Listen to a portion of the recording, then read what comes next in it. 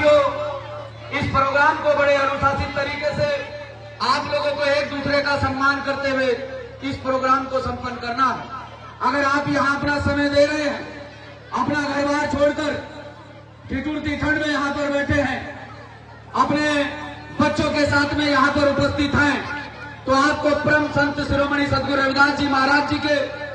जीवन के बारे में, उनके संघर्ष के बारे में कि किस प्रकार से उस व्यवस्था को चोट करने का काम परम संत शिरोमणि सदगुरु रविदास जी महाराज जी ने अपने समय पर किया, जो व्यवस्था आज भी हमारे घरों में डेरा डालकर बैठी हुई है,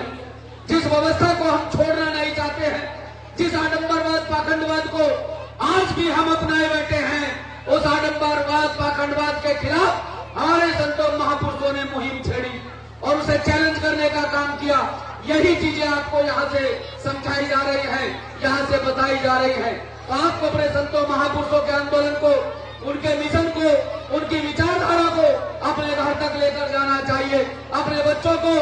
संतों महापुरुषों के त्याग बलिदान के बारे में बताना चाहिए। आज मेरी औकात यहाँ खड़ा होकर बोलने की है तो इसके पीछे बाबा साहब डॉक्टर अम्बेडकर साहब की कुर्बानी है। अगर बाबा साहब डॉक्टर अम्बेडकर साहब जैसा मसीहा इस देश के अंदर पैदा ना होता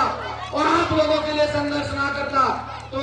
सोच कर देखो किस प्रकार के हालात देश के अंदर आज होते। क्या आज बाबा साहब डॉक्टर अम्बेडकर साहब जैसी शख्सियत को लोग चैलेंज करने का काम करते हैं, उनके अस्तित्व को मिटाने की बात करते हैं, इस देश से संविधान को खत्म करने की बात करते हैं, और जब तक संविधान है तब तक आप लोगों की ताकत बनी हुई है। अगर इस देश से संविधान खत्म हो जाएगा तो आप लोगों की ताकत खत्म हो जाएगी। इसलिए अपने आप को पहचानो और समाज के लिए संघर्ष करो और समाज को कुछ अच्छा बताने की कोशिश करो। और यहाँ